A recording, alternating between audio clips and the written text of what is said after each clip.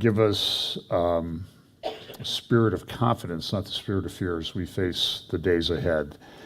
Bless our time together today. In Jesus' name, amen. Well, today I'm going to, I was asked to do sort of a review of 2021 and a preview of 2022. I think it was last year, maybe it was 2 years ago. It's hard to remember because the last 2 years have kind of mushed together. But I remember, I'm not sure why excuse me one second here. I'm going to exit out so my title slide actually looks like a title slide. There we go.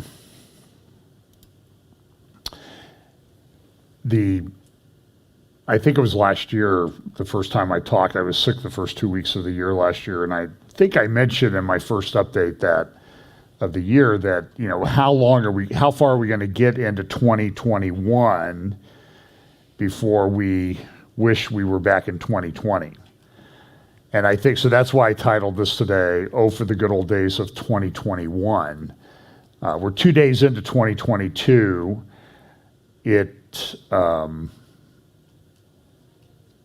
I looked at a lot of different forecasts, prognostications. I'll share some of those with you today. Some I didn't have time to share with you, but I'll talk about, or I didn't have time to make up slides. I didn't find a lot of optimism anywhere that I looked.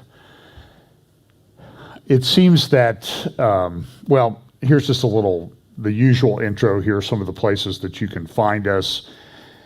I'm still posting on Facebook and Twitter, but I'm moving over to Getter and Telegram a little bit more. I haven't posted there much other than links to the updates.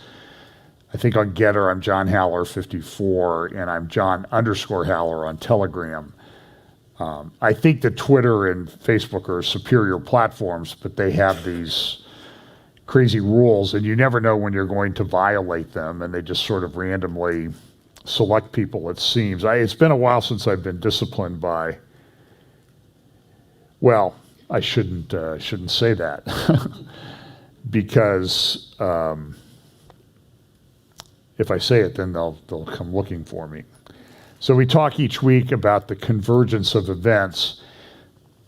And it's interesting in this convergence of events, I will touch a little bit on this transhumanism thing. And from having Patrick Wood and some others here at Fellowship Bible Chapel and then the Adult Bible Fellowship that I used to teach at another church, we've been talking about transhumanism and how this works. And one of our friends wrote a book called Building the Kingdom of God on Earth. It was a study of what globalists were doing back in the late 1800s to about 1930, particularly the Dulles brothers and others.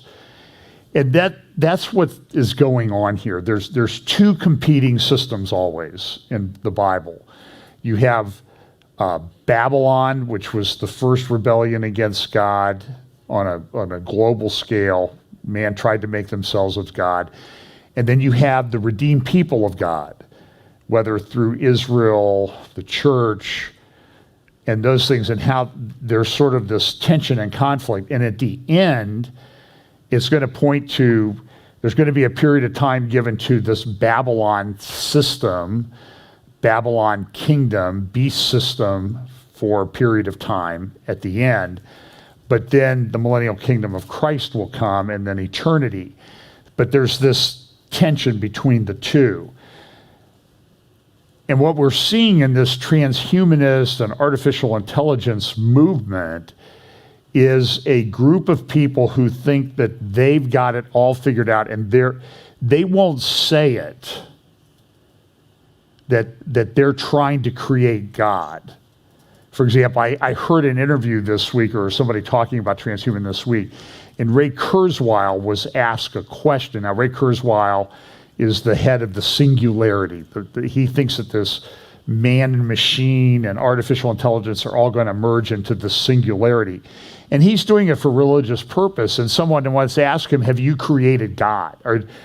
And his answer was, not yet. And I think that tells you where this is going. And so what we talk about, this convergence, the convergence is the battle between the two. And it is at its core, it is a spiritual battle, and it's going to continue. And so I try to simplify it and talk about it in terms of ACLU: acceleration, convergence, logistics, and understanding. Knowing that as we get closer to the end, we're going to have a better understanding of how all of these things work out. And believe me, I watch other people's updates. I watch, people who teach on Bible prophecy and that type of thing. And I'll be honest with you, people are all over the place. Everybody's got their system and they've got it all figured out. And I see people, some of them I think are even friends of mine on Facebook, are constantly trying to set dates. And it just doesn't work. I remember one person I talked to extensively, he's just sort of disappeared from YouTube because he had set so many dates about the rapture and when all this was going to end. I think he just kind of went off into something else and figured he'd blown it. And he had. And I would caution him about you can't set dates, and you just can't be hanging out there by yourself saying this is that which was prophesied. That's a very dangerous place to be. So as we get closer to the end, the wise will understand and instruct many. And I think that we need to be talking among ourselves, among believers, about people who love Bible prophecy, having discussions at a high level about what's going on. So that's why I do this Prophecy Roundtable. I don't agree with the guys on Prophecy Roundtable. By the way, if you want to watch that, it's Doug Hamp and Scott Harwell, and then we usually, a lot of times we'll have somebody come in. We don't agree on everything, so don't go in there and say, well, John Haller agrees with everything that Doug Hamp says. No, and Doug Hamp doesn't agree with everything John Haller says, and that's that type of thing. We're friends, we get along.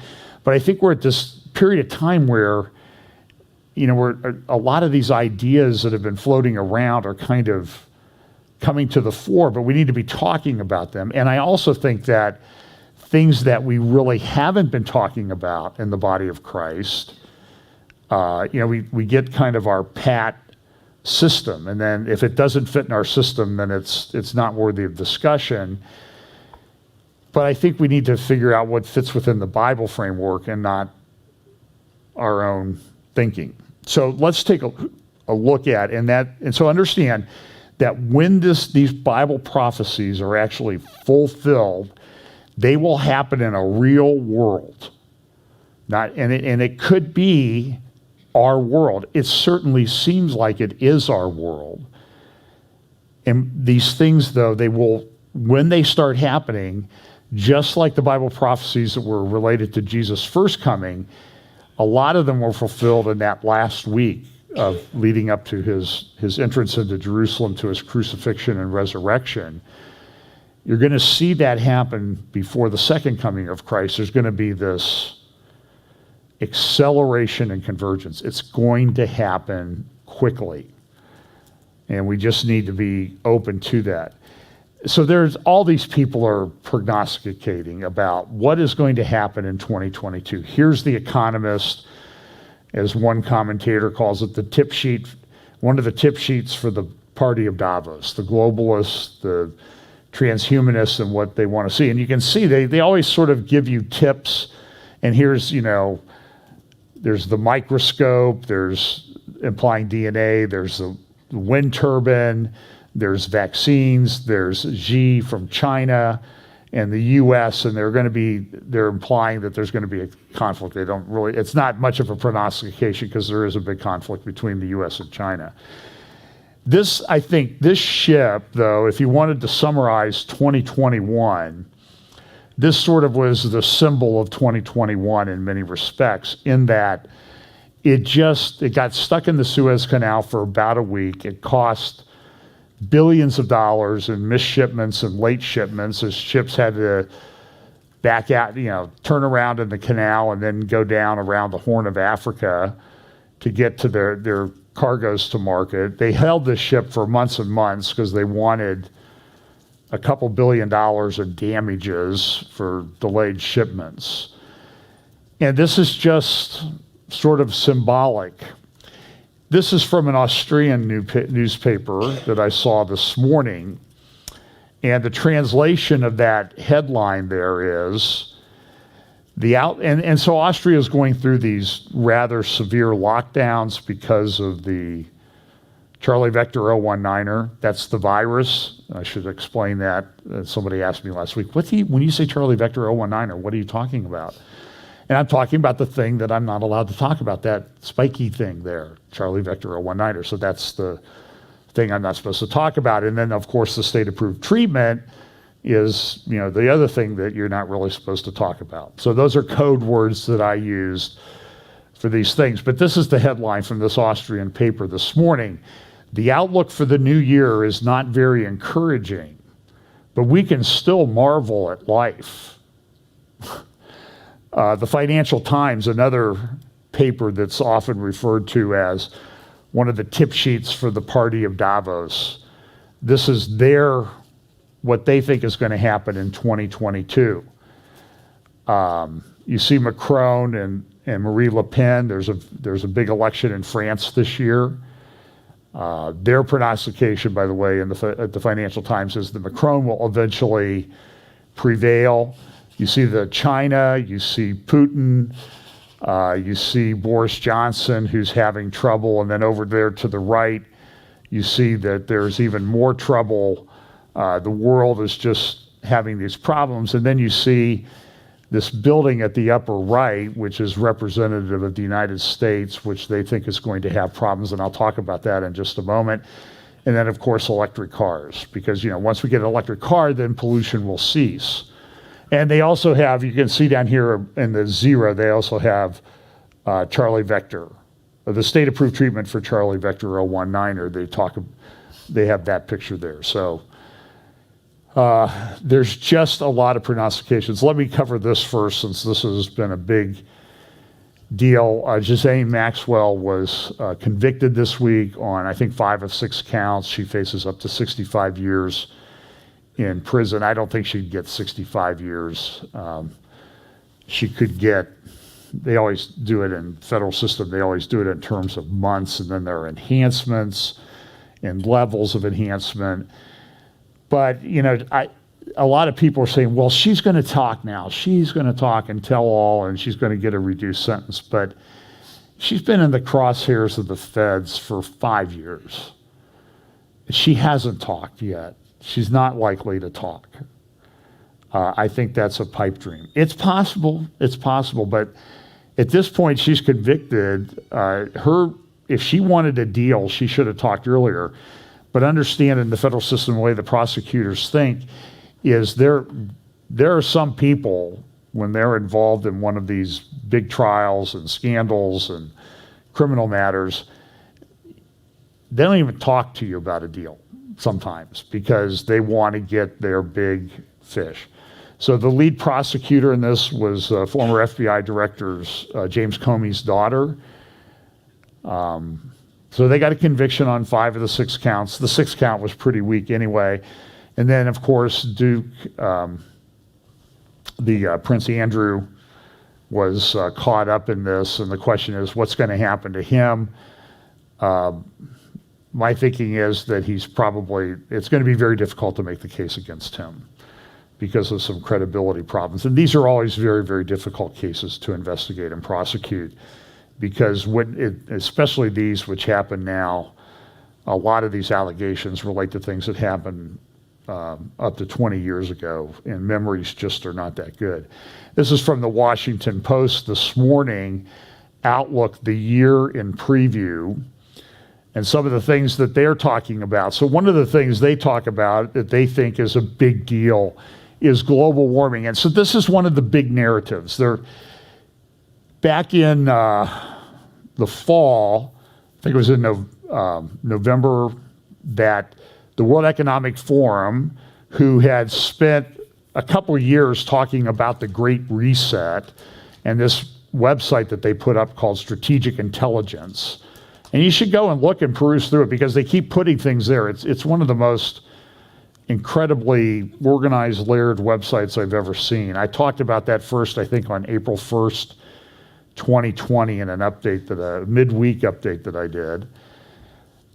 And so there's this narrative about global warming. So they've got, the Charlie Vector thing that they've got everybody fear about now, that it's going to be global warming. And I personally believe that a lot of the control freaks that have put things in place regarding Charlie Vector, they're saying, we didn't even have to pass the laws. We just made up an emergency, and we were able to control everything and lock it down and change the economy and print money. It was easy. We got away with it. So why are they going to do that for global warming? Because if you look at the New York Times, I'll talk about it either during the week or next Sunday, their review section, that's the opinion section of the New York Times on Sunday, it is all about world on fire. And it's about 8 pages of graphics and pictures about how everything in the world is falling apart because of global warming. Because I think they've milked Charlie Vector about as much as they can. So now they got to move on to the next crisis to control everything. And they're moving it forward. Now, listen, well, I'll just say it right now because I don't remember if I'll remember when I get to it. We have a big election this year in the United States, midterm elections for the House and Senate. By all estimates, the Republicans should do well in that election. But listen, we're what, 11 months and 6 days, I think, away from the election. I think it's November 8th. A lot can change in 11 months or 10 months. I guess it's 10 months. Yeah, 10 months. Listen, so don't say it's a done deal, because it's a battle, and it's going to be a battle like you've never seen. But as the polling gets better for Republicans and worse for the Biden administration and their press secretary, who I've now renamed Cruella von Zuckerberger, as the polling gets worse, they're going to look for ways to control the vote. And it's going to be part of the narrative. And I suspect, my suspicion is that it may come down to they need to flip, a certain percentage of people. And they're going to say, well, a certain percentage of people refuse to get the state-approved treatment for Charlie Vector 019er, and we're going to require that state-approved treatment in order to vote. Now, that's my suspicion. I could be wrong. That's my prognostication. Because they're going to be desperate for some way to get a big chunk of voters out of the mix. And all at the same time, the narrative will be that it's the Republicans who are trying to keep voters out of the mix. Because every time a Republican puts in a rule to make sure that the election is secure, what do they say? You're taking away our rights to vote and that type of thing. So, because it's the narrative, and you understand that if the people are on the left, if their lips are moving, 99% they're lying. That's just a good thing. I mean, Republicans lie like crazy too, but I'm just telling you, on the left, it's a pretty easy determination. So one of the things, this thing that happened in Denver this week, these have been kind of strange storms that we've had, tornadoes in December, and then this was the result of dry conditions, but the wind gusts came down out of the mountains at anywhere from 100 to up to 120. I even heard 160 miles per hour. Ripped down some power lines between Denver and Boulder around, I don't know what they call it there, Louisville and Superior, Colorado, there along Route 36, and snapped the power lines. They caught on fire, and the scenes are just up to 991 houses were destroyed in just a very short period of time. The pictures are just absolutely incredible. In fact, to give you an idea of this, there's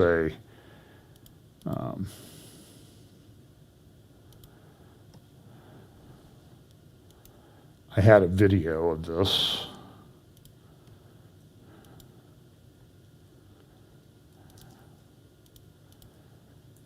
Which I didn't put in. I'll turn the sound down. And I'll talk about, this is a picture of around Louisville, Superior, Colorado. I mean, whole neighborhood's just gone. I saw an interview with a lady. She had a business and a strip center in this area. Her business was gone. Close friends of hers had just opened a restaurant 2 weeks ago. It's gone. And I mean, these people, they don't have anything left. It hit strip centers, it hit homes. Now there's word that 2 or 3 people are missing and presumed dead. They didn't think there were any. And the amazing thing was there were no casualties. But friends of mine who lived sort of in that area, they were driving through there and you could hardly stand it because of the smoke. So I just think that these things are going to become a little bit more common. It's going to be attributed to global warming in many respects. But the other thing that we need to keep in the mix is that some of this might be the judgment of God. And my concern is that what man is doing is man is setting up an explanation to explain away God's judgment. And so now when you talk about it as the judgment of God, I've even had Christians say, oh, God wouldn't judge us. Well, why? Really? Why wouldn't he? So just, I mean, look at this poor, I mean, yeah.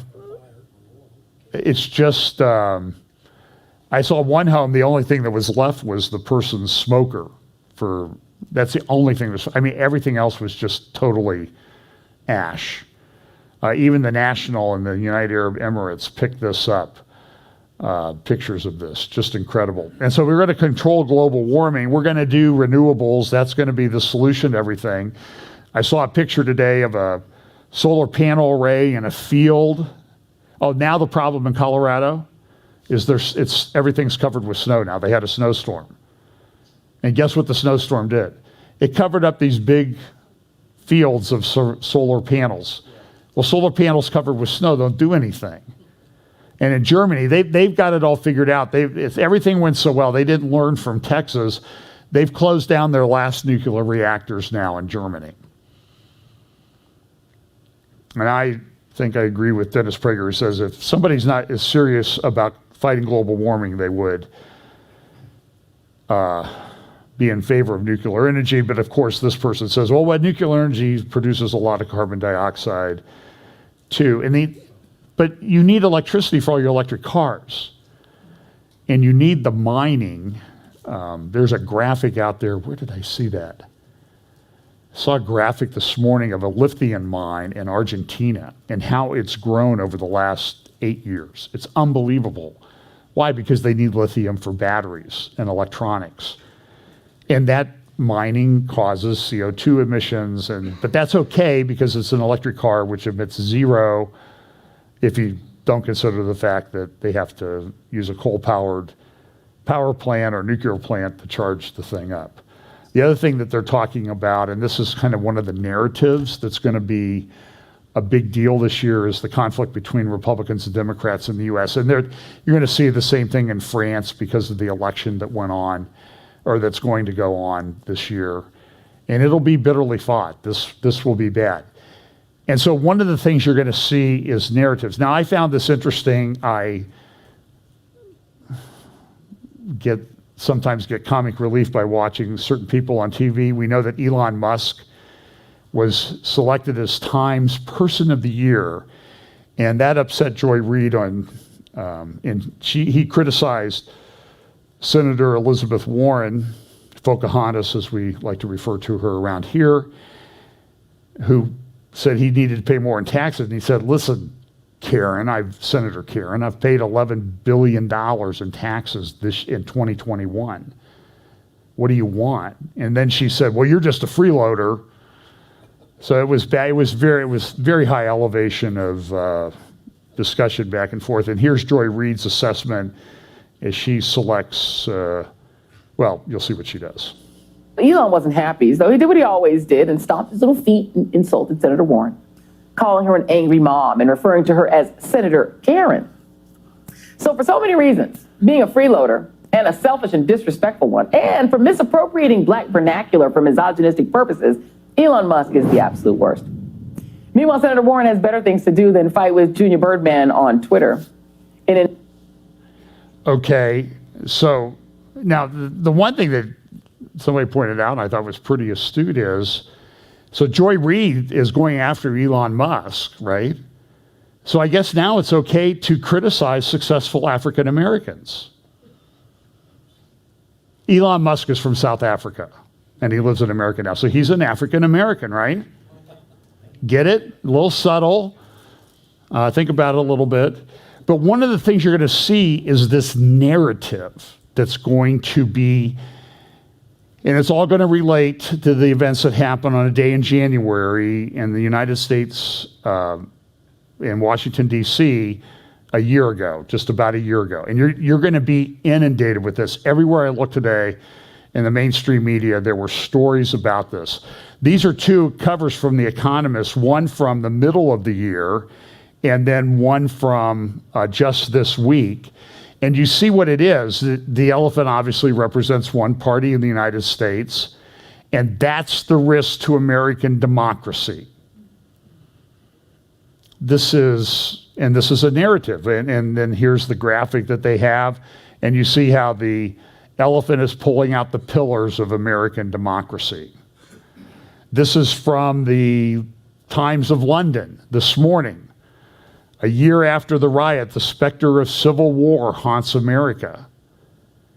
This is just overwrought. Has anything happened? Look, there were bad things that happened that day. People need to go to jail for that. I agree with that. But I'm troubled. So here's Newsweek's cover, Trump troubles, and their lead article, The Armed Uprising of 2024. How many weapons, like guns, were confiscated from people who were engaged in what happened in January of last year in Washington, D.C.? 0. Do you know? 0. Now, they used some things as weapons. Admittedly, people were hurt. Here's another graphic in that article. Do you see and so this is the psychology thing that this narrative is going to be shoved down your throat, shoved in your face all year. Here's the Washington Post this week, an editorial by military generals who are saying, on the right, the military must prepare for a 2024 insurrection. You see, they're already creating the narrative. They created the narrative before the last with the Transition Integrity Project that talked about what would happen. So, understand there's things we should not countenance that happen, but there are people, I know people who were just in Washington, D.C. that day that have been drug in and interviewed by the FBI. They weren't even near the Capitol.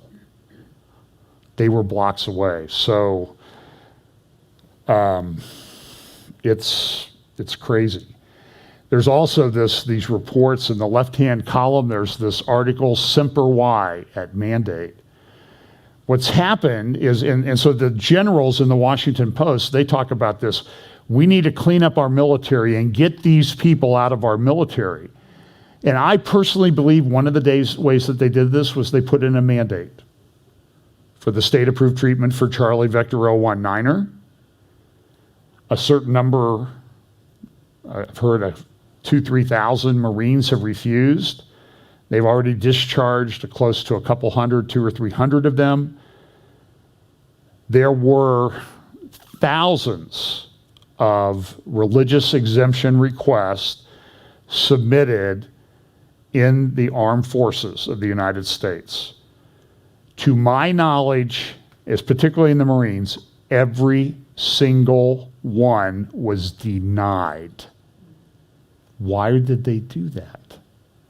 They did that to identify and then purge the military. And so you had these woke lunatics running the military and the Department of Defense at a time when the world is really at the precipice of war. And we're turning our military into woke people. They have in the Department of Defense now, I think they're called gender transition officers in the military. This is, look, if it's not the end times, then people need to stop making it the end times. And so here's this thing. All Marines were denied their exemption, religious exemption. 3,080 have been processed and denied, Marine Corps spokesman Captain Ryan Bruce told the Post, the New York Post. The other thing you're going to see are continuing conflicts at the school board level. This is also from the Washington Post this morning, because of critical race theory. And they're going to say, we don't teach critical race theory. You teach the praxis, the way to implement the concept of critical race theory. You don't think that's true? Wait till we get to the discussion of Omicron in just a moment. Here's an interesting thing that happened. Now, I talked about this last week, J.K. Rowling, and I'm no fan of Harry Potter, but she's a multi-billionaire from that book, and she wrote, the series. It was turned into movies. She made a lot of money, but she came out and she liked a tweet of someone who was critical of people referring to a transgender as a woman, a real woman, or a woman who menstruates, or a transgender who can give birth. This is like this is, as J.K. Rowling says, it's just delusional, and I'm a woman, and I'm not going to put up with it. And so we have these fictions now that I saw a picture of the University of Pennsylvania swim team today, all these female swimmers, and then this one giant one in the back, which was the guy he went through a year of hormone suppression therapy, yeah, but you didn't reverse puberty. You remember, when I was in 6th grade, I was the tallest guy in my class. We had 4 or 5 girls in the class who were like 5 or 6 inches taller than me. I mean, they were big. And now they're not, okay, because of the way men and women develop as a general rule. But J.K. Rowling, they had a reunion of the Harry Potter movie people, and she wasn't invited. The one who created the series that made them all wealthy beyond what they deserve, they didn't invite the creator. Because why? Because she's not woke, she's not politically correct. And so I think it was The Guardian or The Telegraph, had a poll this year in Britain, vote for Person of the Year. And guess who was winning? J.K. Rowling. Well, we can't have that. So if you go to the poll page now, you see this. This form has been deactivated and is closed to any further submissions. And so they will not select a person this year because the person that everybody in the majority or the plurality in the UK thought should be Person of the Year is not politically correct. So she's been canceled. It's crazy. Have this, and this is a sort of another from the Washington Times, inflation, which we're told is not really a problem. I heard an interview, I can't remember where, of the guy who heads up Goya Foods. They said, are you going to increase your prices? He said, yeah, 40% January 1st across the board. And yet somebody will tell us, well, the fact that there's inflation, that just proves how wonderful our policies are. That's Cruella von Zuckerberg's standard line.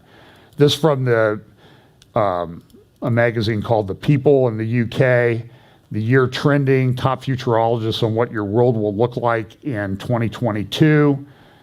Didn't even know there was a futurologist. America loses its shine, cities go out of style, water becomes a luxury. That is some of this plays into Bible prophecy, I think. Political instability, new tech goes mainstream, robots take our jobs, electronic pets, more angst, gene intervention, and online education. Because online education worked so well last year. And then this Omicron thing comes along and we're implementing it. Now, the Department of Homeland Security, and some of the other guys who do updates have talked about this, and I've been researching this over the last few days. These are solicitations for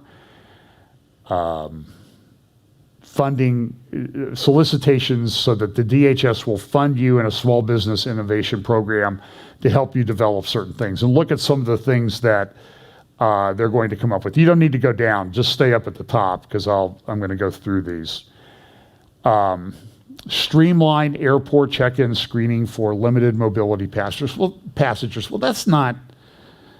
that seems practical, right? That's not a bad thing. And some of these things have a practical side, but then there's the concern that there's a real sinister side to what our Department of Homeland Security is trying to do it. And I think the submissions end up here in January. Here's the next one. Automated artificial intelligence distress alerts and monitoring. Now, this is said to be done for the Coast Guard, but you can only imagine how these control freaks that we have in charge of agencies in our government are going to try to implement these things. Here's another one. Broadband push-to-talk interoperability platform, because they want to be able to communicate better, which we want our people to communicate better. I mean, you just had the example of the Denver fires in Colorado this week. And it was hard for the people. It's always a problem in these disasters. That's what happened on 9/11. It was hard for people to communicate about what they were doing, where they were, who was in charge, and that sort of thing. So it's a good thing, I think, that they want to try to do that. But then the question becomes, what are they going to do with it when they get a little bit further? Here's another one. Next generation high performance, low cost semiconductor based spectroscopic personal radiation detectors. So that's, they say that this is to protect against diseased animals coming into the United States, which could really damage the herd, so to speak. And they've had swine flu problems in China. They had to kill off a substantial portion of the swine livestock. And that can be a problem. Here's another one, a step towards agnostic detection of biological hazards. And so, there's this tension always in these things is, you want your people in charge to be prepared for things, but you also don't want them to bring in the things that they say that they're prepared for. That can be a problem. Here's another one, mass fatality tracking system. Now, the example they use is the collapse of the tower, apartment tower, condo tower down in Miami Beach. That they were having trouble. Who was missing and who was not missing? They had trouble the other day in Denver. They couldn't find people because everybody just fled. And now people are trying to find their pets and their horse. I mean, there were dozens of horses out in that area that got out, and people are looking for their pets. And so, there's always this good side to things, the practical side, but then there's this tension with what do bad people do with it? And here's another one, wearable detector for aerosolized chemical threats.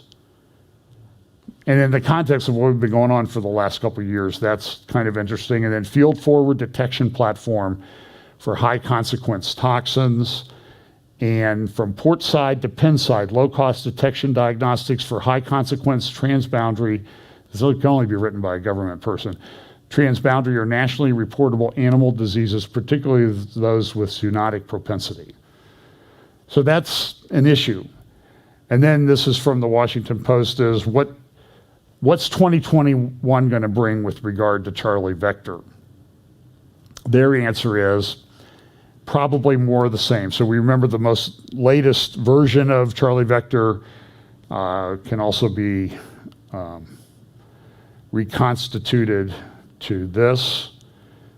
And I think that shows the response. I want to do one clarification correction, the Department of Corrections here at Fellowship Bible Chapel.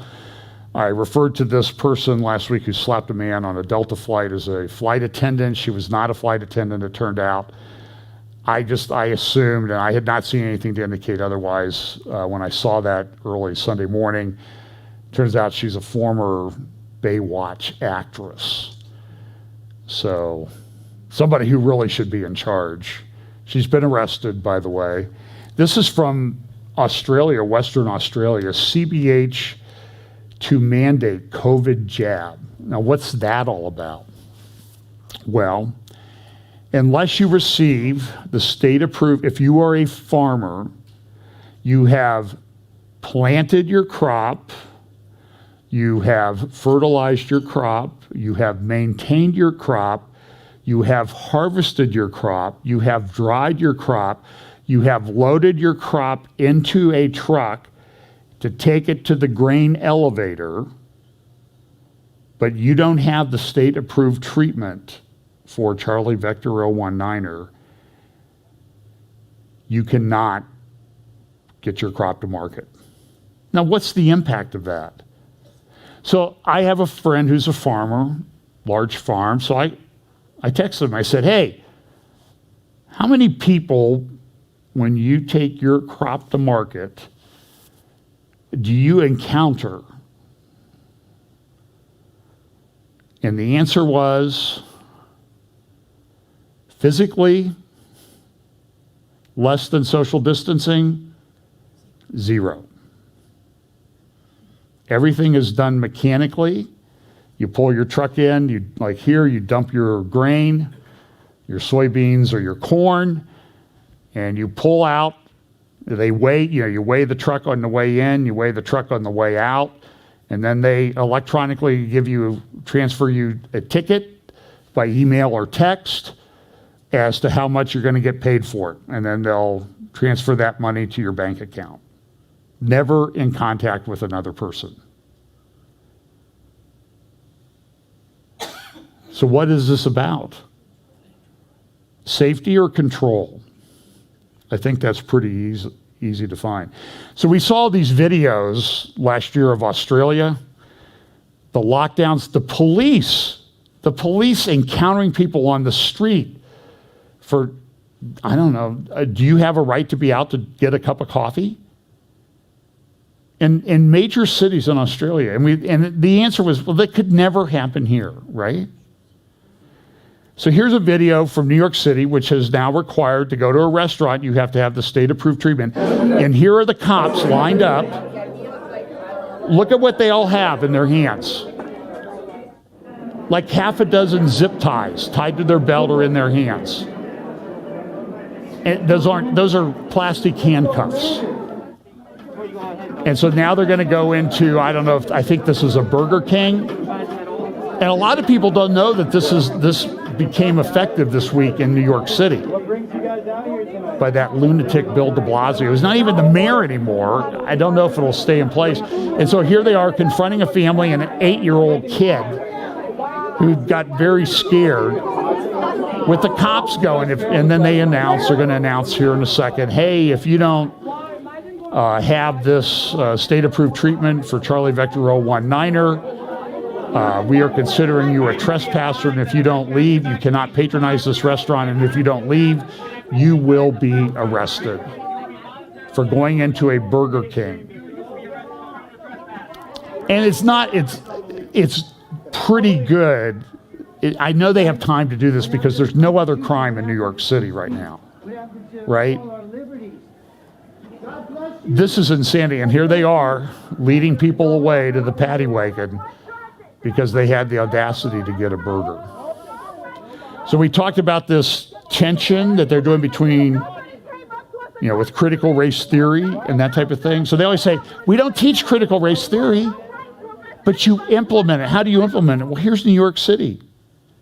New York City's prescription for inequity will consider race in drug allotment for Charlie Vector 019er. You think that's from the New York Post this morning, I think this morning or yesterday. And here I went and looked at the Department of Health in the state of New York. Prioritization of anti-SARS-CoV-2 monoclonal antibodies and oral rivals for the treatment of Charlie Vector 019er during times of resource limitations. By the way, there's reports from the Surgeon General of the state of Florida who said, listen, we have a lot of people that still have problems with the Delta variation of Charlie Vector 019er, and we want monoclonal antibodies. And the federal government has stopped all shipments. Why? Well, because there's no Delta anymore, it's all Omicron. But now they don't have much for the Omicron monoclonal antibodies, so they're limiting it. And in the great state of New York, which has used to have that moral paragon of virtue, Como for governor, and now has this lunatic unelected governor who succeeded office when he had to resign, says here on their page, here's a blown up version of it, non-white race or Hispanic Latino ethnicity should be considered a risk factor as longstanding systemic health and social inequities have contributed to an increased risk of severe illness and death from Charlie Vector 019er. You need to start digging it. I'm going to do a update on this. There is if you want the podcast I listened to this week that explains what's going on with the racial differences and inequities in a very logical, scientific fashion, message me, email me. My email is on the church website, fbchapel.com, and I'll send you a link to the podcast. And yeah, I think you should listen to it. It's an hour of some of the most intelligent discussion. Non-Christian people, they believe in evolution and that type of thing. I think they believe in evolution with regard to origins, not just evolution of what happens after, which I believe in too. But it's a very intelligent discussion. I think you should listen to it, and you should take to heart what they recommend, the steps that you should take to protect yourself. Talking about artificial intelligence, I talked about drones last week. This is from the Times of London this morning. Hey, if you don't feel safe, we don't have cops because they're all out sick. We don't have people at the hospital because they're out sick. And we're closing down wards and treatment and all this other stuff. And you may not be able to get a cop, but you can rent a drone now to follow you on your walk home at night. And you can just phone it up. Cost per hour is 100 pounds. So you can go take a walk in London, I guess, and have a drone follow you around. And I'm sure that information will all be kept confidential. Nobody at the government will ever look at it. But this is the artificial intelligence thing. This is where it's going. This is front page. And so we've always had this thing about abortion. And the Supreme Court's considering abortion, and I think they're personally going to say that states are going to have the ability to regulate abortion. I think that's what's going to be the outcome. Now, whether they'll say they'll completely overturn Roe, I don't know. By the way, the attorney who argued that case, pro-abortion attorney who argued that case, passed away this week. I hope she repented of that, Sarah Weddington. But one of the reasons you get abortion is because you have a child. They've told you that your child will have a birth defect. By the way, another podcast you should listen to. David Fiorazo, Stand Up for the Truth. I'm on there fairly regularly. I will be on January 20th again as we celebrate the first year anniversary of the Biden administration coming to power, the Biden regime anniversary. But he had on a father this week who talked about the treatment that his daughter had received in the hospital for Charlie Vector 019er. His daughter was, she might have been 19. She had Down syndrome.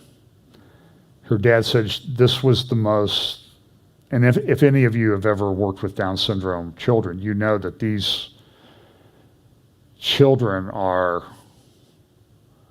special in ways that it's hard to describe. The way that they love people, they're just phenomenal people. And he said she would operate at a 10 to 14-year-old mental level.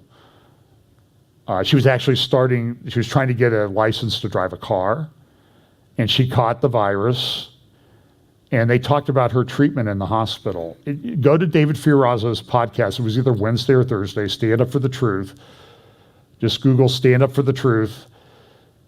Or I think it's standupforthetruth.com is the website. I'm just telling you that it goes along with what I said last week, that over the last couple of years, there has been a shift in a certain profession in the United States that is just absolutely, it's unbelievable. The cruelty that's come into this and what happened to her, and she passed away. And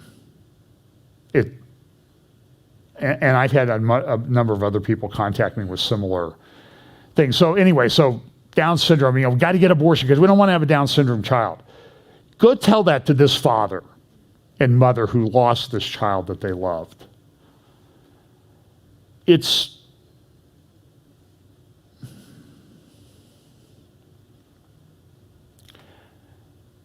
the level of cruelty that comes out of abortion has affected the medical profession in many respects. It is a level of inhumanity that is hard to judge. Well, they've always said, well, there are other birth defects. We test you for birth defects. You're going to have a birth defect. You should have an abortion. So here this morning, a little bit of truth from the New York Times on the front page, below the fold on the right side. Tests predicting rare disorders in fetuses are usually wrong. What? How many children over the last 50 years have been aborted because of tests that were wrong? And I would dare say that you could talk to almost 100% of parents, and you would find that they never told them that the tests could be wrong. And so look at the things. The George syndrome, 81% wrong. IP36 deletion can cause seizures, muscle tonicity. Crew-Duchat syndrome, 80% wrong. Wolf-Hirschhorn syndrome can cause seizures, growth delays, and intellectual disability, 86% wrong. Prader-Willi and Engelmann syndromes happens 1 in 20,000 births, can cause seizures and an inability to control food consumption, 93% wrong.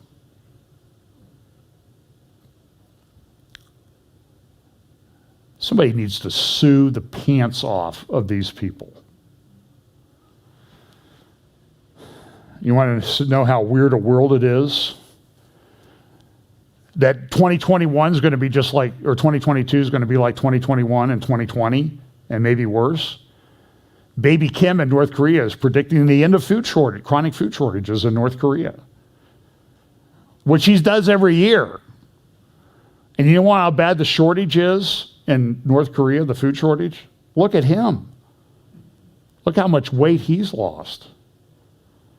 His apocalypse, what do you call it, provision pack that he used to carry around his waistline is gone. Now, maybe he's just working out.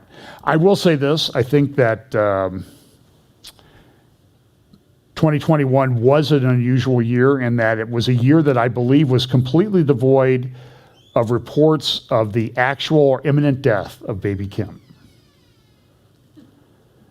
Usually there's about 6 reports a year. He's on his deathbed. He's died. They're transitioning power. And by the way, whatever happened to his sister? Anybody see her lately? It's very hard to figure out what's going on in the hermit kingdom of North Korea. I talked about this last week, that this is a research report from INSS about the viability of one-state solution, different one-state models. They have different ones that they were talking about.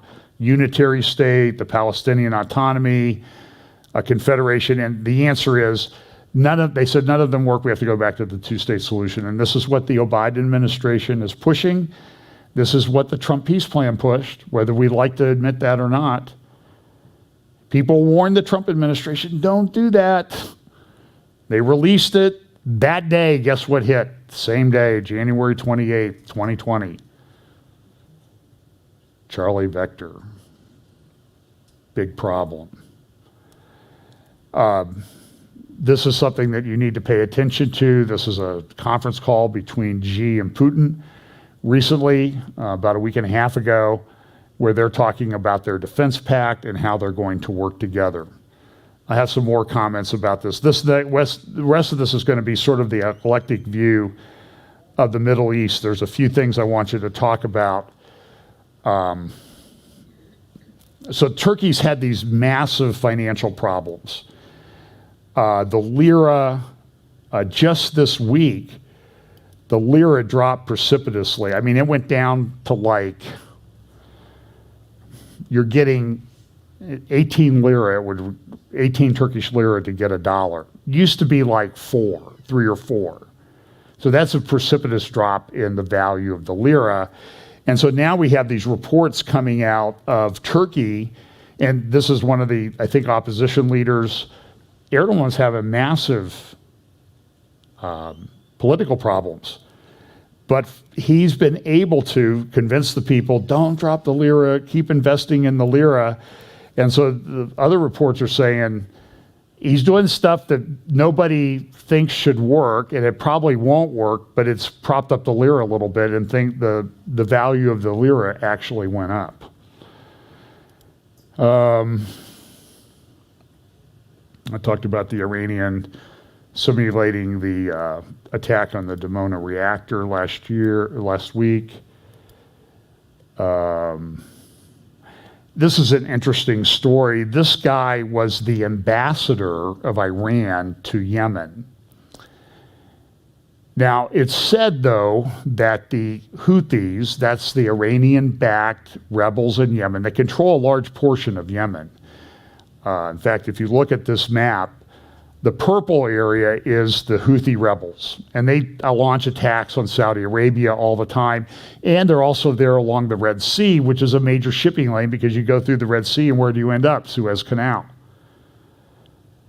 And there's concerns that these Iranian-backed rebels with drones and missiles and that type of thing are in that area. And it's a major concern. There's a big choke point down here in the Gulf of Aden at the entrance to the Red Sea, between Djibouti, where there's a huge Chinese port, by the way. I've talked about that in the past, and Yemen. And the war has not gone well. Well, this guy, the Houthis didn't like him. Iran is wearing out its welcome in some places. Now, I think Iran's going to do something. And I look at the fact that Iran is wearing out its welcome to some extent in Syria, to some extent in Lebanon, and to some extent in Yemen, and to a large extent in Iraq. Although they were clever to get things changed around in Iraq this week. We'll talk more about that in a week or so. But so this guy, the Houthis wanted to get rid of him, and all of a sudden he's evacuated from Yemen to Tehran, and he dies. They say he died of COVID.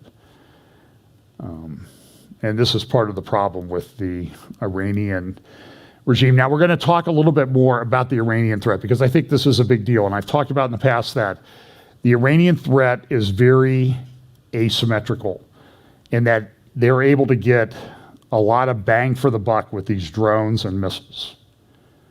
They can manufacture them. They're manufacturing them with Hezbollah in Lebanon, with Hamas in Lebanon, with Hamas in Gaza. And you would think, why can't they keep these parts from coming in? And so here in the New Yorker this week is an article. I would highly recommend that you go read about it, The Looming Threat of a Nuclear Crisis with Iran.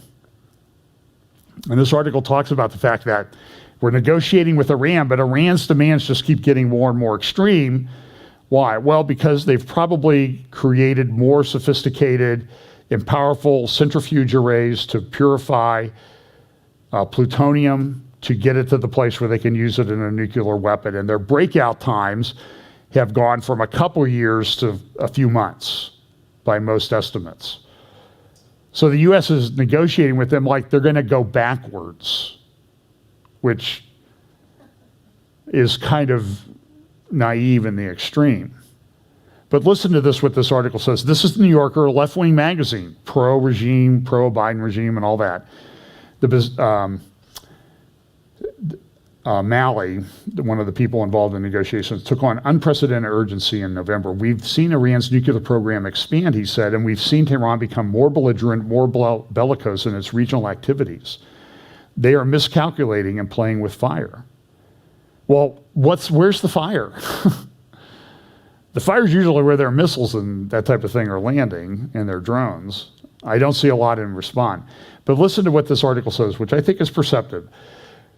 Talking about Iran, the stakes extend well beyond Iran. The world's nuclear order, already perilous, is now at risk of unraveling. Nuclear pacts hammered out in the last century are dated or fraying as the US, Russia, and China modernize their arsenals. The Pentagon estimates that China could have at least 1,000 bombs by 2030. Why is everybody using 2030? Basically, that's like a target, sustainable development goals and everything. The talks with Tehran are designed to prevent a 10th nation, the latest was North Korea, from getting the bomb.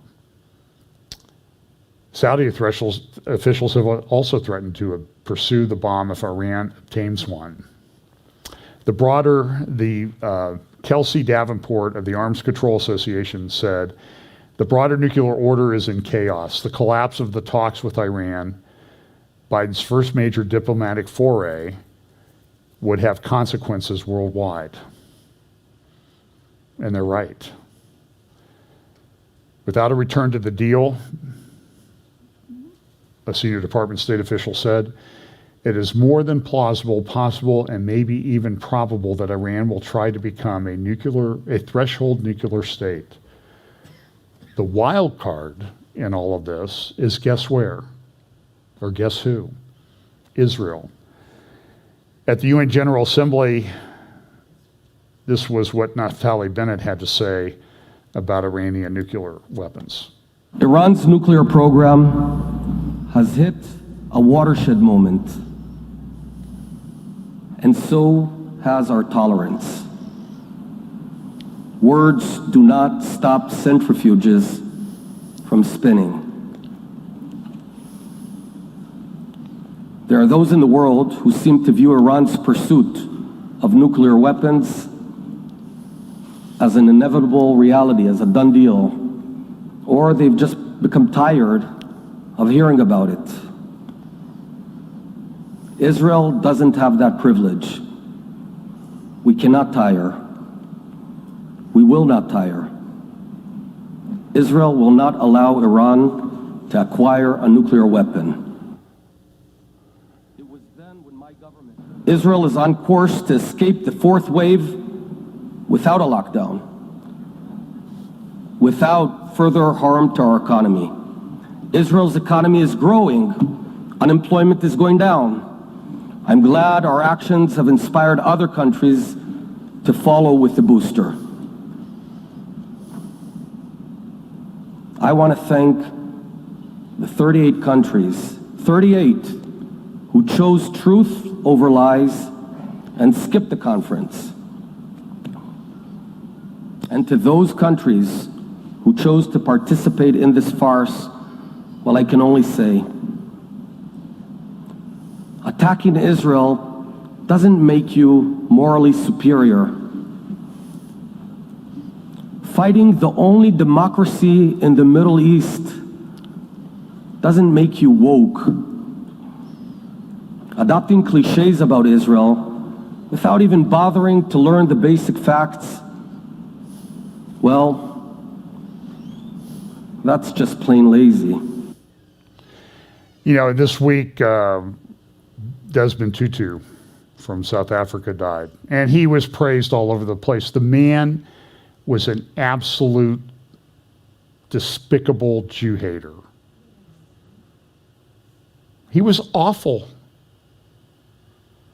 And I see it. I see people, I'll talk about it in a minute. Israel made some attacks in Syria this week, and some people, look at Israel making unprovoked attacks. Well, when you have a regime that said we're going to kill you, we have thousands of rockets, we're making more rockets, I don't think it's unprovoked to step in and stop that. We'll talk about this. So this article goes on, talks about how Trump withdrew from the JCPOA. And this article looks back, there was this article in the Jewish Chronicle in the UK that talked about covert attacks on Tehran. You should go look it up. It was a couple, 3 weeks ago. I'm trying to remember what date it was. They publish on Friday, so it would have been a couple, I don't see the date on there. 3 December. Okay, so 4 weeks ago.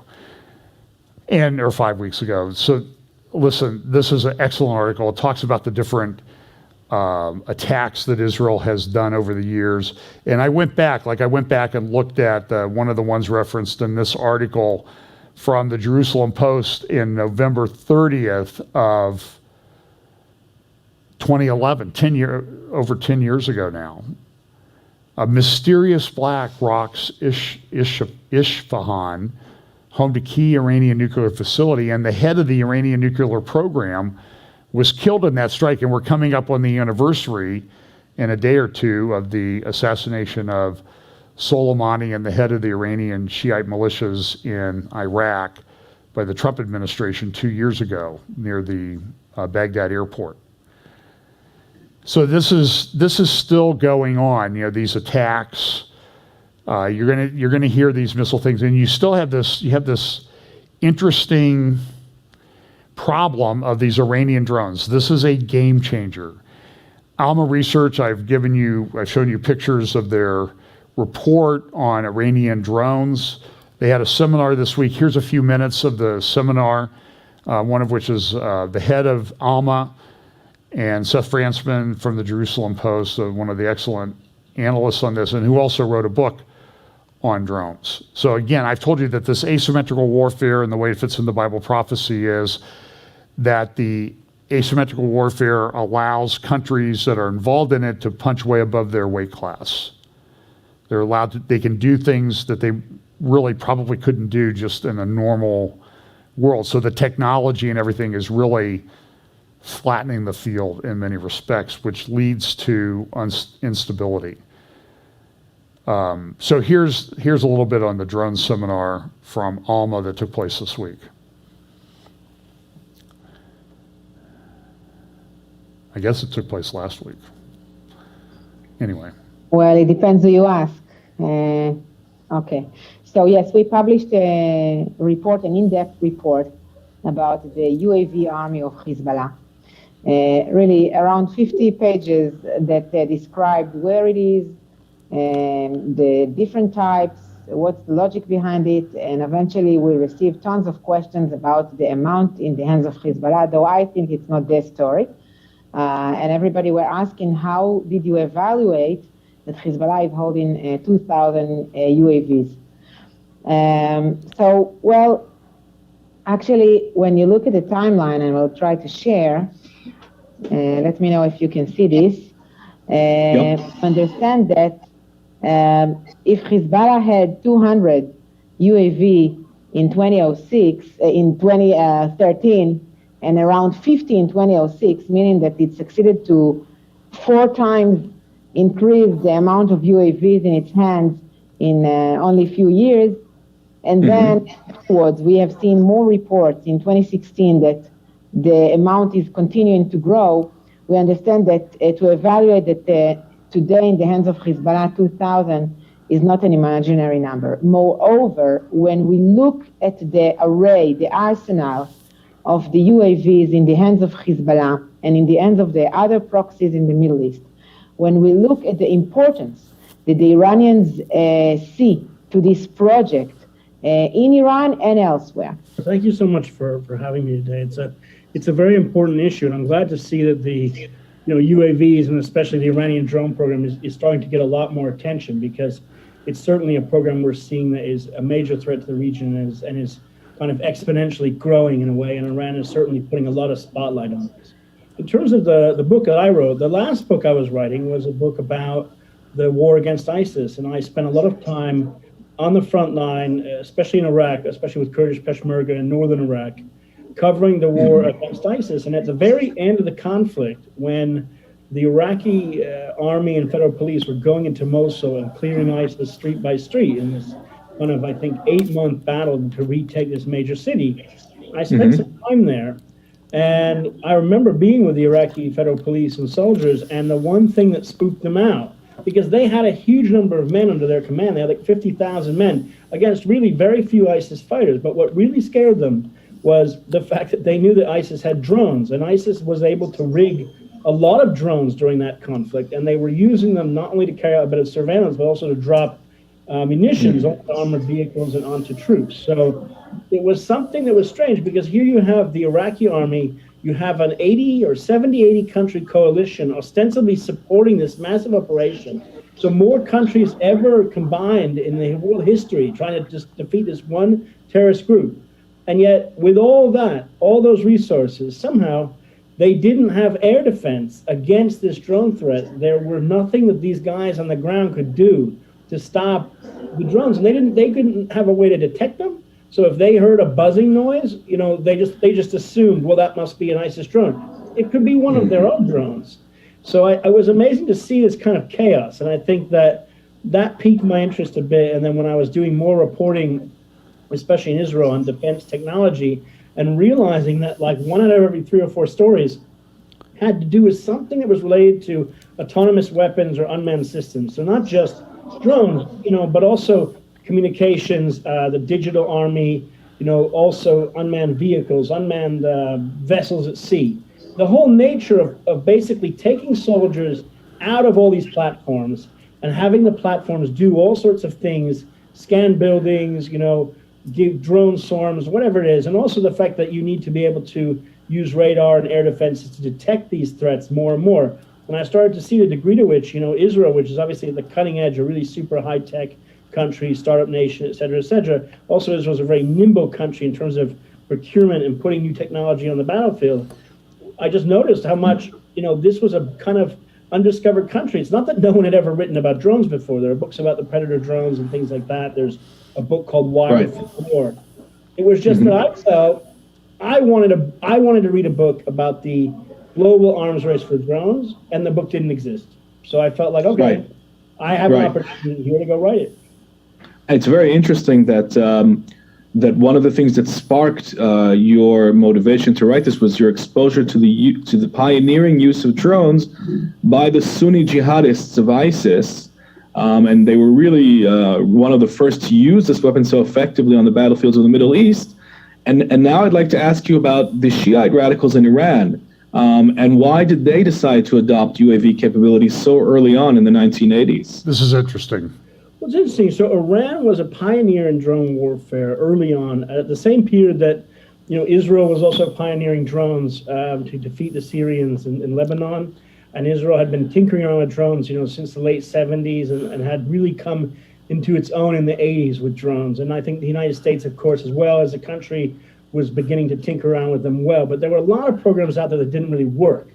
what's interesting about the Iranians is here you have a country that after the Islamic Revolution is in a bit of a chaos, and then all of a sudden it's plunged into this massive, vicious war against Iraq. And Iraq at the time was a very wealthy country with a pretty competent army, and they were using chemical weapons. This was a devastating war for Iran, and Iran, was sending child soldiers to the front line. Human wave attacks. It was a total disaster for the country. And they also had a huge attrition rate in terms of their pilots because of the revolution, a lot of the loyal pilots that were related to the Shah's regime, some of them had left. Iran didn't have new parts for all their aircraft because they were flying American aircraft. And so they hit upon the idea that, wait, you don't need to build new F-15s, which you're not going to be able to build anyway. But we have, if you're Iran, they had a Bell helicopter factory. They had some of the know-how to build certain things. And in the end of the day, a drone in those days, we're just talking about a large model plane, a remote piloted vehicle, right? And the idea the Iranians had, which the Israelis had thought up and others had thought up, was the cool thing about drones is you can put a camera on it. You can fly it over enemy positions. If it gets shot down, that's okay. There's no pilot in it. If it doesn't get shot down, it can come back and deliver you film, or in the case of Israel, was using real-time video and things, but in the case of the Iranians, it was film. And all of a sudden, they had in their hands and their disposal something that gave them a kind of instant air force, in a sense, of surveillance against an Iraqi army that I think was probably, superior to them in many ways in terms of its sophistication and all sorts of things. So the Iranian... So he goes on to say that, look, in that Iran-Iraq war back in the 1980s from 81 to 89, there were 1 million men killed in that war. And the Iraqi army under Saddam Hussein Iraq is about 1/3 to 1/4 the population size of Iraq. And they held their own because they had the technological advantage. And they had a lot of officers in Iran that were killed in that war. So Iran now has not only a problem with the war, which they eventually were able to end in a not so great way for anybody. It was just sort of I think people just got tired of people dying and nothing being accomplished. So everybody withdrew, but Iran had lost thousands and thousands of soldiers and military leaders in that war. How are they going to reconstitute an air force? They had lost pilots and planes. Well, the drone was a simple way to do this. So you always see that they lost the war, but they did the technological thing. And this is one of the criticisms that is the Biden administration lodges against Israel. You guys keep attacking Iran, and they just improve the way that they're doing, so it's harder to attack them in the future. We need to do an agreement with them. And Israel saying, go ahead and try and get the agreement with them, but we got to stop them in the meantime. And so for decades, you saw the report from November of 2011, the attack on the chief of the Iranian nuclear program was killed in a strike, probably done by the Mossad. There were others in 2011, if you go back and research it. And then we've seen a bunch over the last year or two. So there's this battle back and forth, but Iran is being clever in what they're doing. And you can see that with regard to Hezbollah, they've gone from 50 in 2006 unmanned aerial vehicles to about 2,000 today. And that can cause a lot of damage. Look at what ISIS was able to I played you the videos of the ISIS strikes, the drone strikes on ISIS that they used to do. And they would take drone videos, high definition drone videos of the suicide attacks on installations in Iraq and Syria. And they caused havoc for years there, a small force. And there were major armies fighting against them. So Seth, get his book on drone wars. It's a brilliant book if you want to learn more about that. And this is what's happening in Yemen with the Houthis. They're able to do all of these attacks.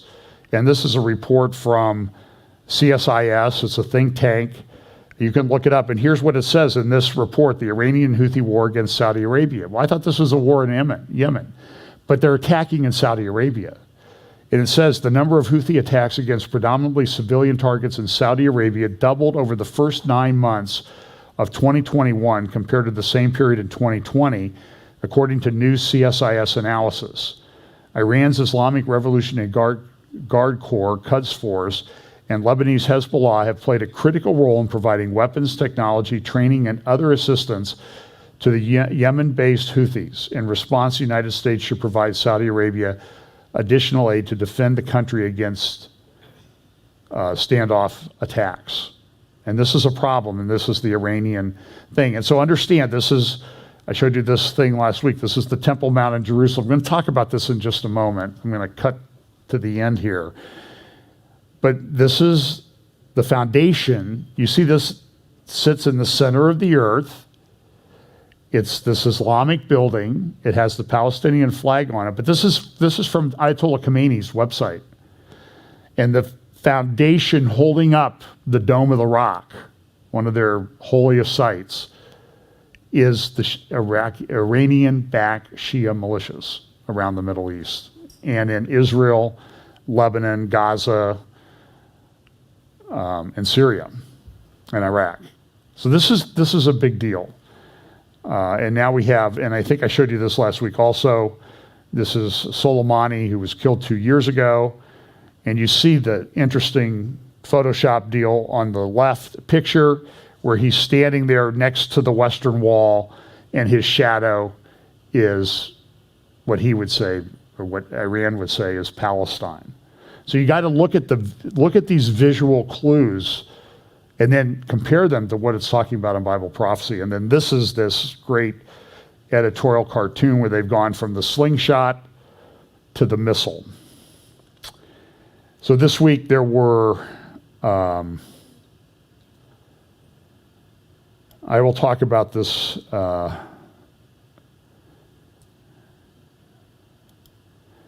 I'll talk about this now. It's a holiday weekend, right? The Buckeye game is over. Are there any players left on the team now, by the way? Or are they all opting out? This is just destroying college sports, in my opinion. This is that name, image, likeness thing. It's awful. I'm not going to go play football because I might get hurt. It used to be the point. At least the other guy. But Turkey has, this is from understandingwar.org, the Institute for the Study of War. Great article on Turkey in review and all the different places that Turkey is trying to project power around the Middle East. You see, as far as Afghanistan, they and Qatar are going to control 5 or 6 airports. Even though all the economic problems Turkey has, they're going to control this. Israel is also now being subjected to, from the UN Human Rights Council, now approved for funding by the UN back in May. This is the UN Human Rights Council building in Switzerland, which is like the creepiest ceiling I've ever seen. When Pam and I were home shopping for our first home, we went to a house in Indianapolis, and it had a ceiling that it was white, but it looked like this. It looked like stalactites. It looked like it was just ready to drop on top of you. It was, and they do it, and they do it there, and it's art. To us, it was just kind of ugly. But here's what they adopted a resolution back in May to have sort of an open investigation of Israel for war crimes. Caroline Glick had a very good conversation on her podcast this week with an Israeli attorney.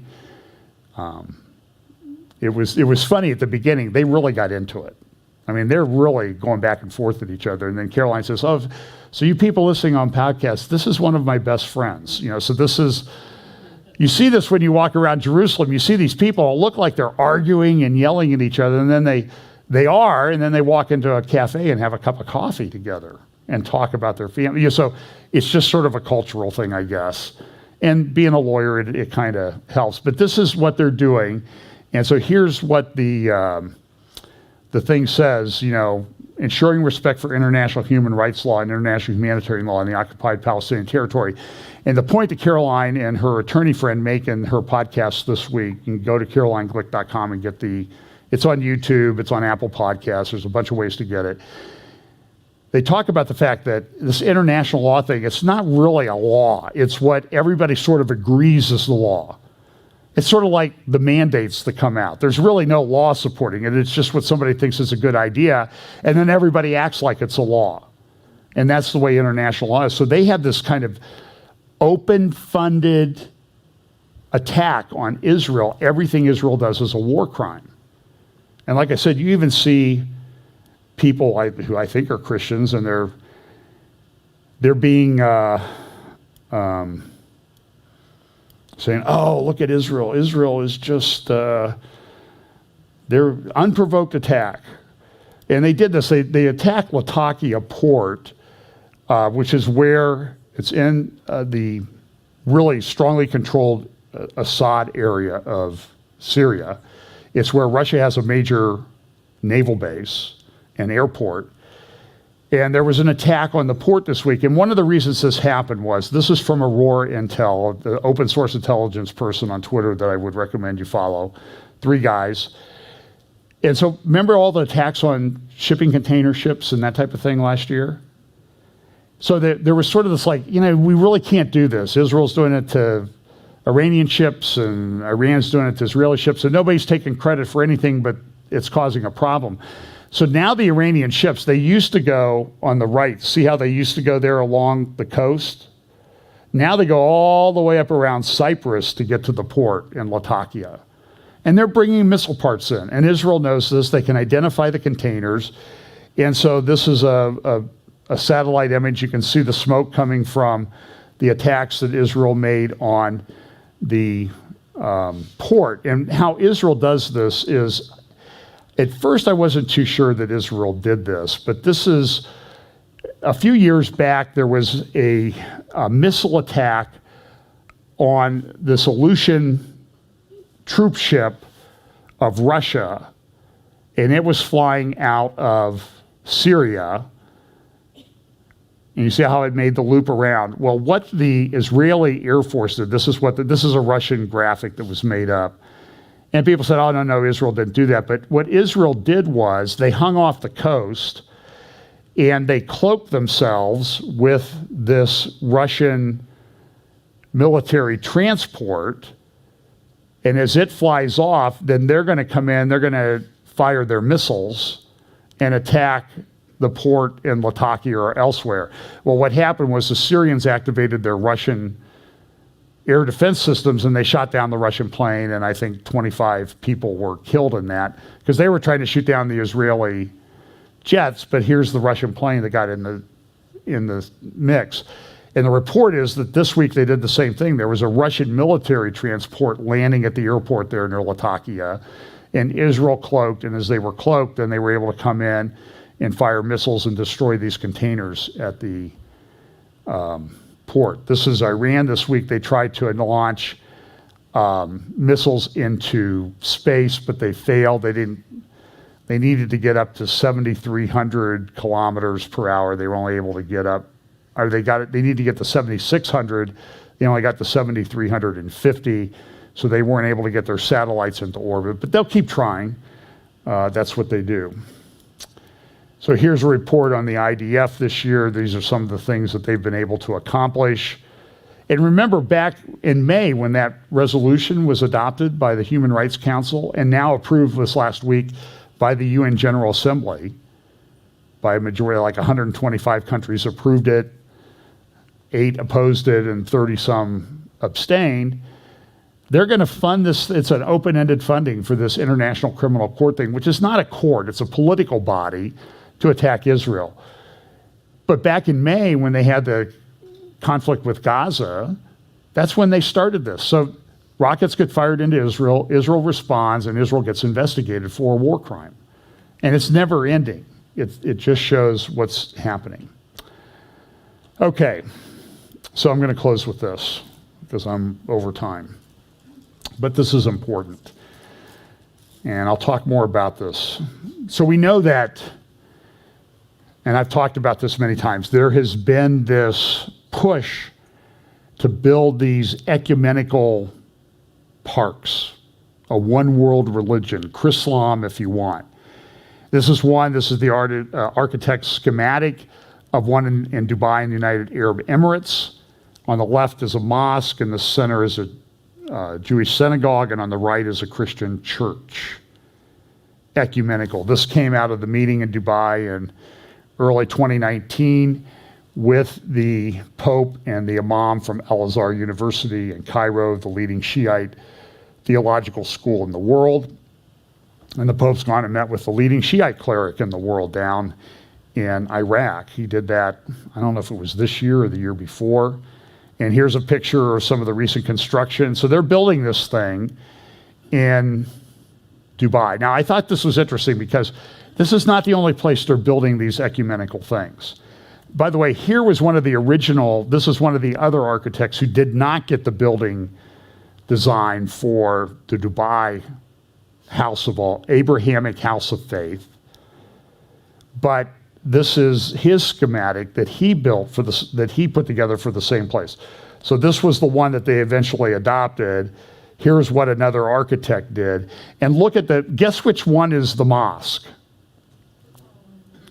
The one on the left, right, because it has the minaret, because it always has the highest thing. And it's interesting that that design is very similar to the design of the control tower at the new Istanbul airport that Erdogan built, and which opened, I think, last year or late 2020, and is the largest airport in the world. You understand this? You understand this thing with Turkey and Iran and Bible prophecy. This is a big deal. And here you can actually see this has the crescent moon on it. So that was the mosque. Here's one that I showed you a few weeks ago. This is a Tri-Faith initiative on South 132nd Street in Omaha, Nebraska. A mosque, a synagogue, and a church. Look it up on Google. South 132nd Street, and I think it's called Faith Drive. Just do Tri-Faith Initiative, and you can find it on Google Maps. This is the House of One, which combines Jewish, Islam, and Christian in one building on Museum Island in Berlin, Germany. And there are a number of other of these. Now, I was researching this, so I just thought, because we always talk about the Temple Mount and what's going to happen, and what's this Antichrist temple, what's it going to be? Because we know there's a passage that Orthodox Jewish people that are associated with the Temple Mount site that, build a house for all mankind, a prayer for all mankind. And does this play into Bible prophecy in any way? So I'm going to lay out to you I'm going to show you some things I found on the Temple Mount,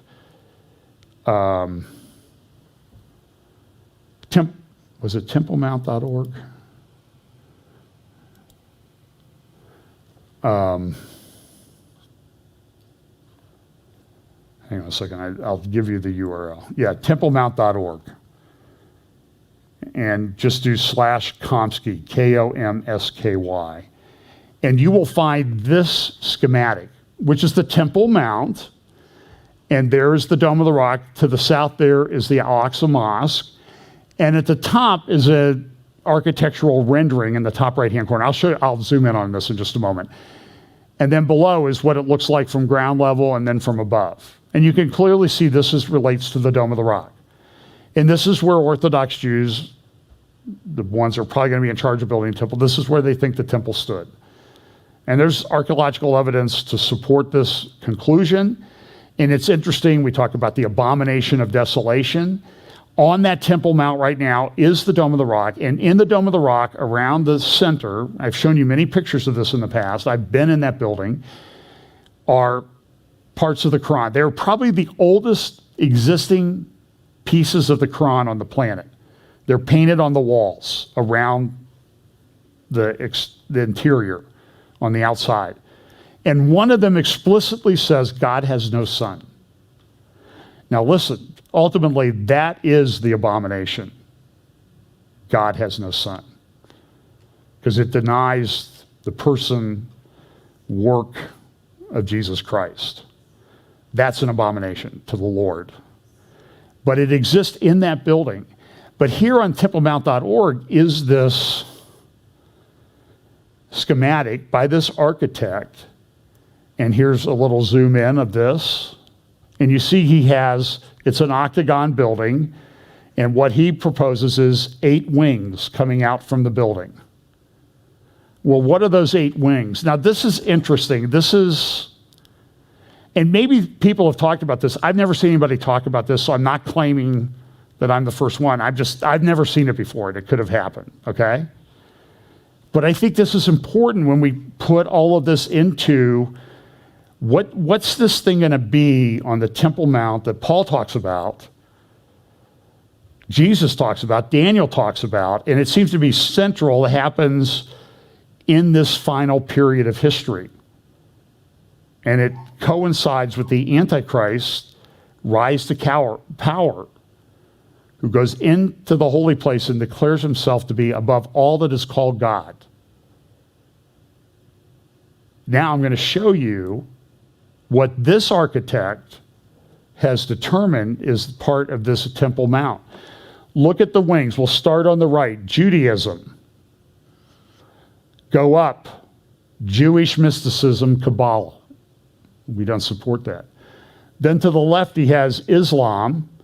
Then to the left, he has what? Islamic mysticism, Sufism.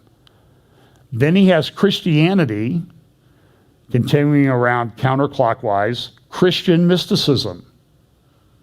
Then the next wing is Hinduism. Then the next wing is Hindu mysticism, Buddhism. Have any of you ever seen this before? I'm going to read just from his thing. It's called The Third Temple for All Humankind on the Temple Mountain of Jerusalem.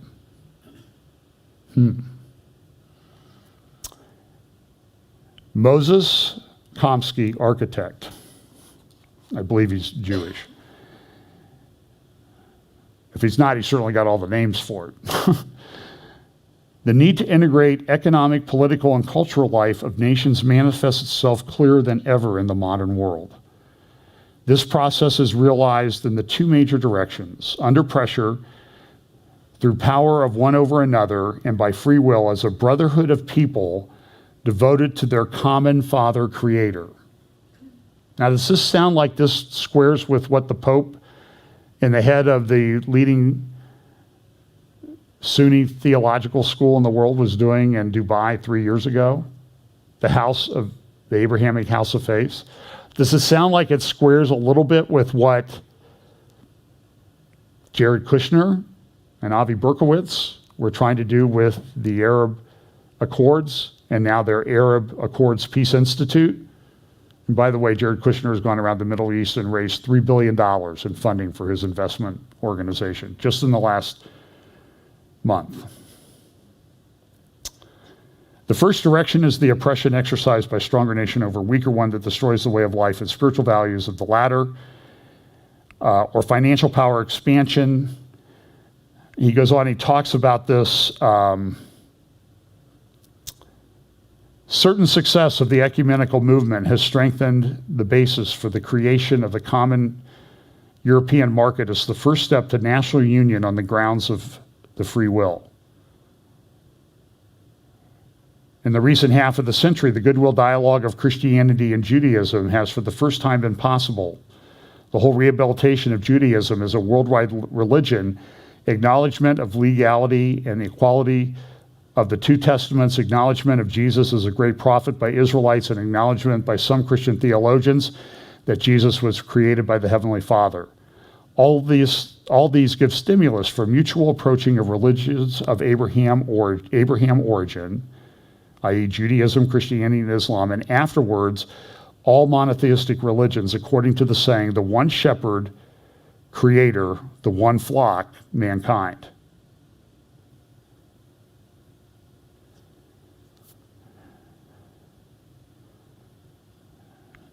So go to templemount.org/Komsky, Komsky, and you can read this. You can look at the thing.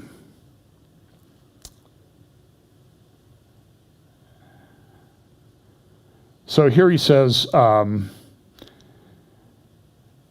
second group of measures possibly could strengthen the unanimity which begins to show in the practice of pilgrimage through creation in Jerusalem, a scientific and theological center of God cognition. The Council of Elders of Israel could possibly develop together with creative organizations of Christianity and Islam, and the State of Israel could put into reality the following programs to be carried out in Jerusalem. 1, the highest ecclesiastical academy of all three religions of Abraham origin. the world center of ecumenism movement, scientific center of problems common to all mankind, the center of legislative basis perfection for new social relations of people using the experience and achievements of Israel's Galatia and jurisdictic norms of other nations, as well as move to Jerusalem some functions of UNO, UN organizations concerning humanitarian, elucidative, and charity activities. Creation of largest libraries, video libraries, computer centers, hotels, grounds for carrying out forums, and conferences will complete the program of making Jerusalem a, ready, spiritual capital of the world. The peak of these peacemaking efforts would be the erecting of the third temple belonging to the whole mankind on Temple Mountain in Jerusalem.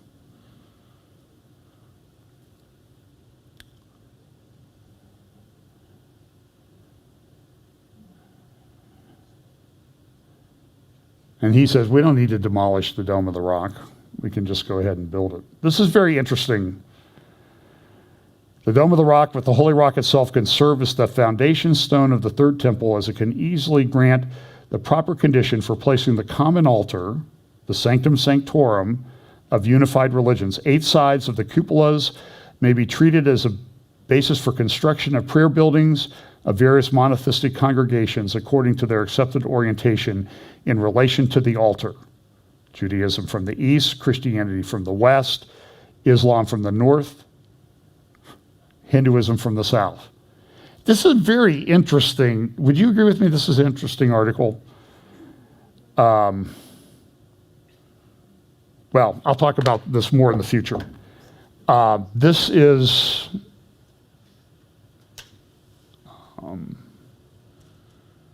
now look, a lot of people will say, well, this guy's just talking through his hat. You know, he doesn't know anything, but it sounds like he's been the architect of putting it all together. I'm just suggesting to you is that how many of these things do we need to have happen before we begin to say, okay, Lord, we need to get ready for your return. And even if you're going to die before his return, you still need to be ready anyway. Interesting times to be alive, and use these things as motivations for sharing the gospel. And I'm not making any resolution about shorter updates for this year. I don't think it's possible at this time. Sometimes I'll do a 2-hour interview with somebody during the week and we'll talk, and I'll still have plenty of stuff on Sunday because it's acceleration, convergence, logistics, and understanding. They're all coming together, I think. So let's pray. Lord, thank you so much for blessing us to live at this time of human history so that we can see that nothing going on in the world escapes your notice, that you are in control, and that we need to be about our Father's business, sharing the gospel, discipling others, being in the Word. Help us to always keep that at the front of our minds and hearts. Bless us this week in Jesus' name. Amen.